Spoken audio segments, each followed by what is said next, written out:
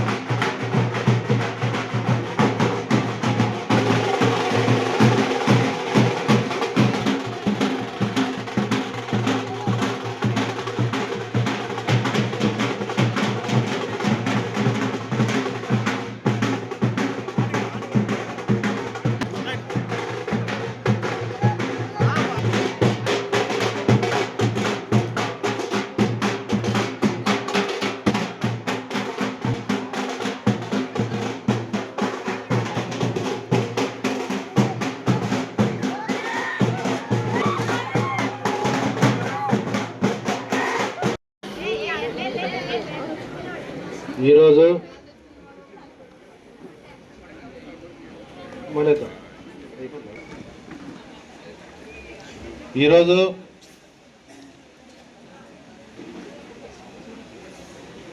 మహాతల్లి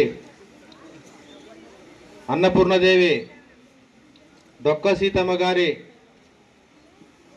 పేరు మీద మన రాష్ట్ర ప్రభుత్వం మిడ్ డే మీల్స్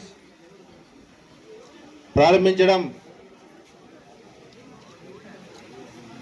చాలా ఆనందదాయకం.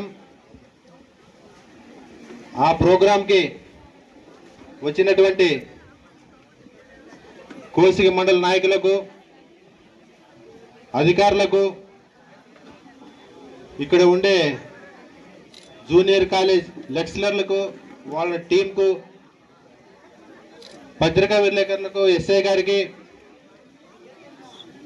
విద్యార్థినులకు నా ప్రత్యేక ధన్యవాదాలు తెలియజేసుకుంటున్నా. ఈరోజు ఎప్పుడు లేనటువంటి జూనియర్ కాలేజీల్లో చదువుతున్నటువంటి విద్యార్థులకు వాళ్ళని గుర్తించి ఈ పథకాన్ని ప్రారంభించారంటే చాలా ఆనందదాయకం ఉంది. ఈరోజు రాష్ట్రంలోనే ఒకే రోజు ఈ పథకాన్ని ప్రారంభించి 44,119 స్కూళ్ళు, 33,81,041 మంది విద్యార్థులకు ఈ పథకం ద్వారా మిడ్ డే మీల్స్ అందజేయడం జరుగుతుంది. మన నాయకుడు ముఖ్యమంత్రి చంద్రబాబు నాయుడు గారు, కూటమి ప్రభుత్వం. కొంతమంది కారుకూతలు కూసే నాయకులు సూపర్ 6 పథకాలు కూడా అమలు చేయలేదంటున్నారు. ఈరోజు ఇంత పెద్ద ప్రోగ్రాం సూపర్ 6లో చెప్పలే.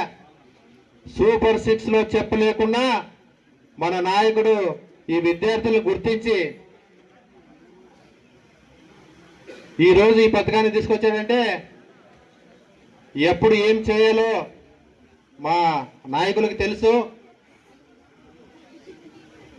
ఖచ్చితంగా వాళ్ళ దృష్టికి పోయిన సమస్య మనం అనుకుంటాం మన నియోజకవర్గంలో సమస్యల్ని వాళ్ళు రాష్ట్రం మొత్తం గుర్తించి ఈరోజు ఈ పథకాన్ని తీసుకొచ్చారంటే జీవితాంతం గుర్తుండే పథకం అని చెప్పి తెలియజేసుకుంటున్నా. అదేవిధంగా ఇందాక శోభరాణి మేడం గారు వస్తే కేకలు వేయడం జరిగింది. మన కలంతర్ గారు వస్తే ఖలీల్ గారు వస్తే కేకలు వేయడం జరిగింది.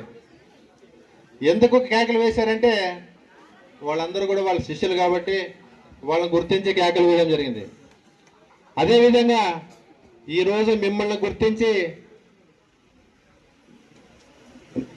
గుర్తించిన నాయకుడు మన ముఖ్యమంత్రి చంద్రబాబు నాయుడు గారు కూడా మీ మనసులో పెట్టుకోవాలని చెప్పి తెలియజేసుకుంటున్నా. కాబట్టి రాష్ట్రంలో ఈరోజు గత ప్రభుత్వంలో చేయలేనటువంటి ఇదే కార్యక్రమం గత ప్రభుత్వంలో మిడ్ డే మీల్స్ కింద 2 కోట్ల అప్పులు పెట్టిపోతే కూడా మన నాయకులు మన కూటమి ప్రభుత్వం తీర్చడం జరిగింది. ఈ మన ఎక్స్ ఈ ట్రాన్స్పోర్టేషన్లో కూడా రివర్స్ టెండరింగ్ అని చెప్పి నాటకాలు ఆడి ఆ రోజు రూపాయి ఉంటే ఈరోజు దాన్ని 25% తగ్గించి 75 పైసలకే తీసుకురావడం జరిగింది. అది మన ప్రభుత్వం అంటే. మన ప్రభుత్వం పనిచేసి చూపించే ప్రభుత్వం కాబట్టి ఖచ్చితంగా మనమందరూ కూడా మన నాయకుడికి అందరూ రుణపడి ఉంటాం. దయచేసి ఇంతకు ముందు వచ్చినప్పుడు కూడా ఈ స్కూల్లో కాలేజీలో రస్తా కూడా ప్రాబ్లం ఉందని చెప్పారు. త్వరలోనే అది కూడా మా నాయకులతో కూర్చొని మాట్లాడి ఆ రస్తా ప్రాబ్లం కూడా తీర్చి అదేవిధంగా ఈ కాంపౌండ్ కూడా ఇది 2వ సారి చెప్పడం వీలైనంత తొందరలో ఈ కాంపౌండ్ కూడా ఎస్టిమేషన్ వేయించి ఈ కాంపౌండ్ కూడా కట్టిస్తానని చెప్పి మాటిస్తున్నా. ఇంకా మీకు ఏ సమస్యలు ఉన్నా ఇక్కడ ఉండే ప్రిన్సిపల్ మేడం గారికి కూడా చెప్పేది ఒకటే, మీ కాలేజీలో సమస్యలు ఉన్నా విద్యార్థుల గురించి ఏదైనా సమస్యలు ఉన్నా ఖచ్చితంగా ఎప్పుడు పిలిస్తే అప్పుడు వచ్చి మీ సమస్యలు తీరుస్తానని చెప్పి తెలియజేసుకుంటున్నా. అందరి మాదిరిగా మాటలు చెప్పే నాయకుడు కాదు నేను.